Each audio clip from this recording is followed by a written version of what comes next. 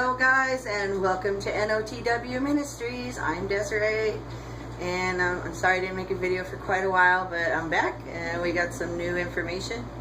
Today I want to do a subject called the top 10 words of wisdom. That's because I have a lot of wisdom. No. No, I do have some words of wisdom that I would like to share with everybody, and I think and I hope that it'll bless you. So let's start out with the very first one that I have here. The first one is necessity creates creativity. So always in life, you know, we come up with an answer or a way out of a bad situation by reaching into our creativity and creating an answer out of like nowhere. And you know, it's surprising and miraculous at times, taking you from a low to a high with just one idea. And once that idea comes upon you, then you start moving in faith and all things are a go. So it's really quite exciting. So when bad things are happening or you find yourself in need, don't knock it. Just see what you can do with it. Okay, number 2. If you're bad with a little, you will be bad with a lot. Likewise, probably if you're good with a little, you'll be good with a lot. But this is so very true. If you can't handle a few responsibilities, well, why would anybody give you any more?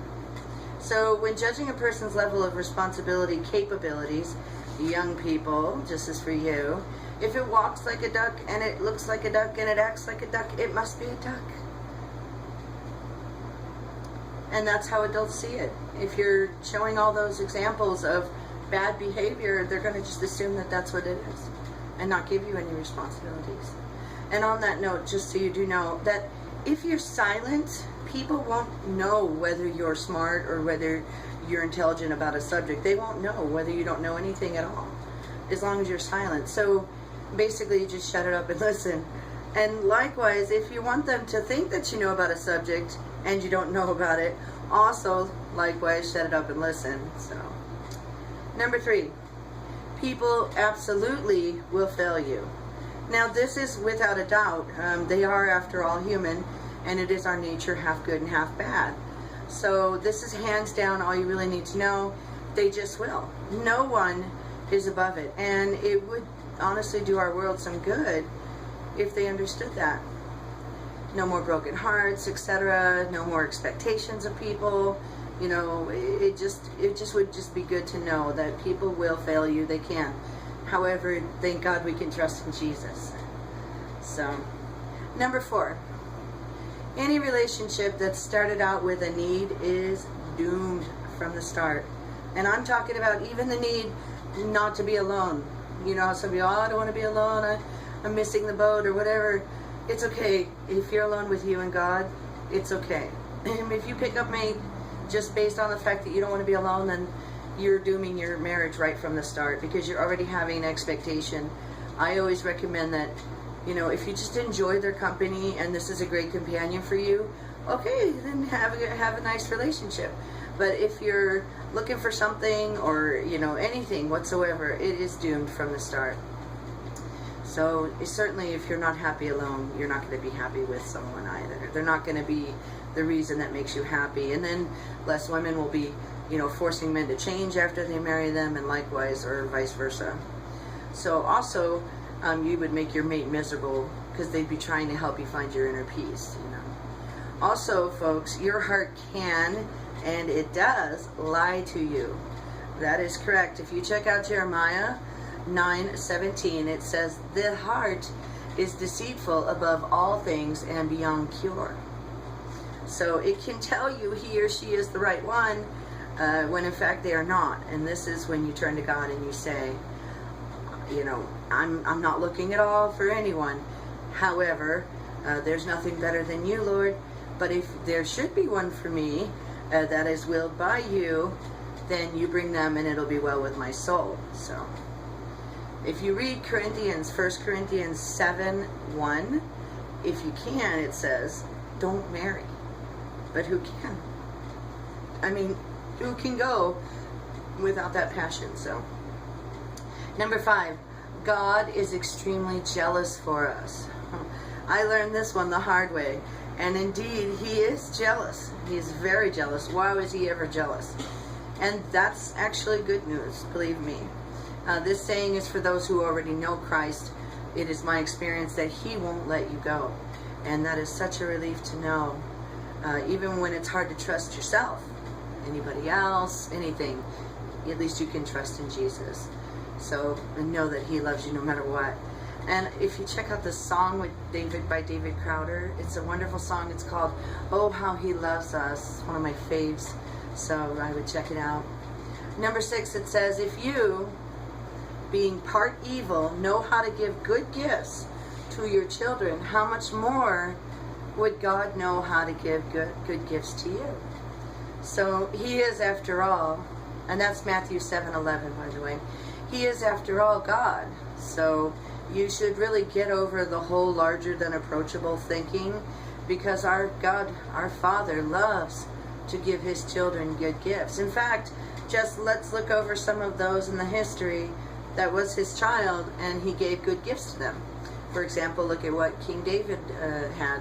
Look at what King Solomon had. Look at Abraham and Lot, who were so big and so blessed that they had to divide lands. Look at Moses, and the list just goes on for what He does for His children. So God's very nature, of course, is giving, and we only need to ask, believe, and receive. And then, of course, God's answer can be yes, no, and wait, depending on whether it'll bless us or whether, it'll hurt us. And definitely God, His answer is almost always about, is this going to bring them learning and me glory? So think about that when you do ask. It's not like, hey God, I need $1 million house. Number 7, no weapon formed against you will prosper. This is very profound, and it's in the book of Isaiah 54:17. Let me clarify, though. This does not say that weapons won't be formed. Oh, be sure they will be formed. And in fact, sometimes right in front of your very eyes. And that's usually just to intimidate you or scare you into doing something regrettable before, this alleged weapon has come upon you. So be patient, wait, trust, and see that it will not prosper. And Genesis 50:20, it also says, you intended to harm me, but God intended it for good, to accomplish what's now being done, and that is the saving of many lives. So, okay, number 8. This is from 1 Timothy 6:10. The love of money truly is the root of many evils. So, basically, we all know that money can cause so many problems, and I've seen it break homes, I've seen it take lives, turn us into hamsters on a wheel. Please consider this, please.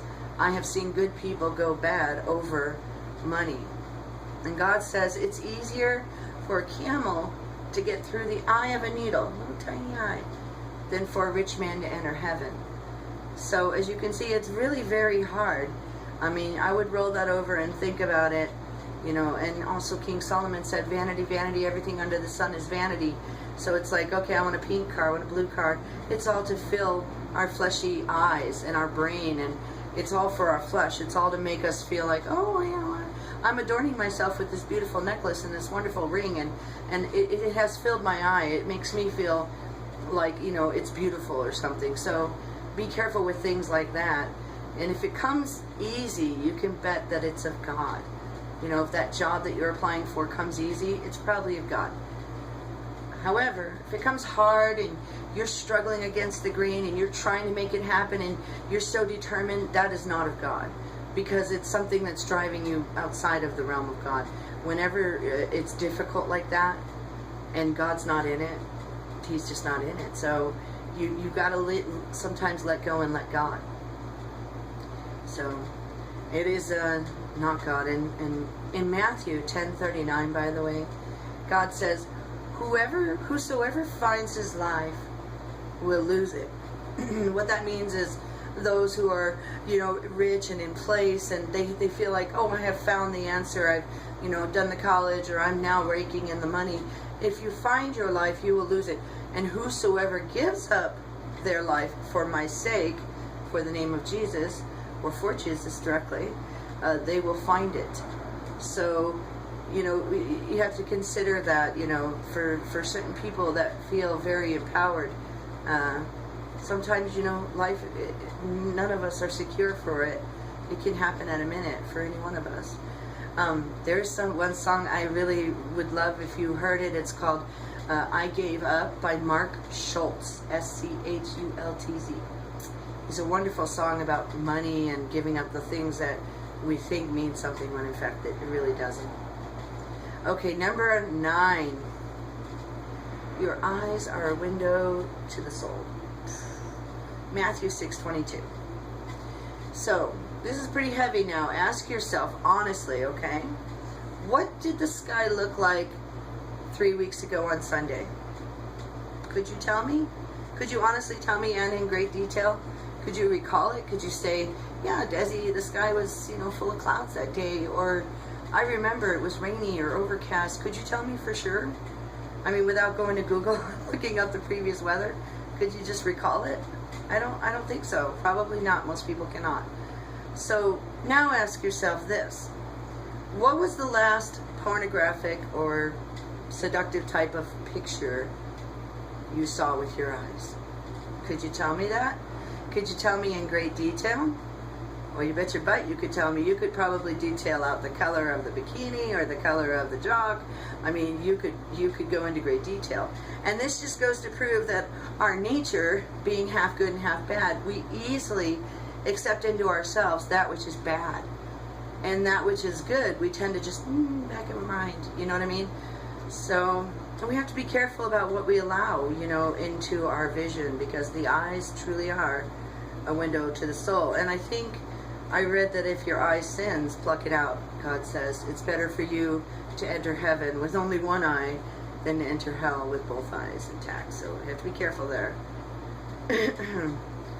So also, I would like to remind you that Philippians 4:8 tells us the good things to think on.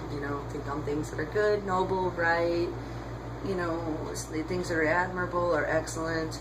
So it's something that helps us, control our thinking. First frame thinking is what I like to call it. In fact, I'll kind of go into a little story. I don't know if you remember the comic strip for Kathy. There's a scene where Kathy basically is trying to lose weight, and she decides before she even leaves her house that she's not going to go down the aisle in the grocery store or even down the street where the grocery store is because of the candy, the Halloween candy. So it shows her driving, and she says, okay, I'm going to go down the street, but I'm not going to go, I'm not going to go into the grocery store. I'm just going to pass it. So she goes down the street, and then she pulls into the grocery store. Okay, I'm in the grocery store. I just need to pick up a few things. Okay, I'm going to go in the grocery store, but I'm not going to go down the aisle where the Halloween candy is. Okay, so she goes into the store, and she goes down the aisle. Okay, I'm going to go down the aisle, but I am not going to pick anything off this aisle. And then at the end of the comic strip, you see her like sitting on the floor and just full of Halloween candy. So first frame thinking is where we got to catch these things, because the enemy, he'll take you down those roads and start persuading you to think outside and further down than you really want to. And that's why I often push Philippians 4:8, to think of what you want to think of directly, like control. All right, number 10. Drum roll, please. You are what you eat. So, have you ever been around somebody who curses a lot for an extended period of time? Oh, F this, F that, F this, and I hate this, and I hate that. Well, so basically, we are these sponges, or a cup, an empty cup, if you will. And God says, guard your heart. So by being in their presence, you have allowed them to fill you up with their toxicity. And when you leave that person's presence, basically that's what's going to come out of you. You're going to be saying F this and F that. You're going to have some of those same attitudes. So you have to be very careful or selective with who you allow in your presence. And this is why God tells us to guard our hearts.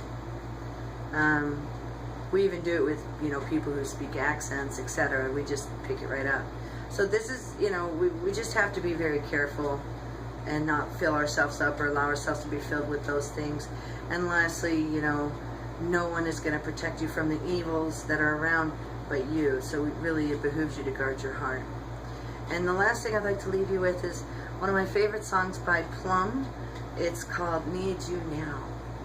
And it's a beautiful song, very epic sounding.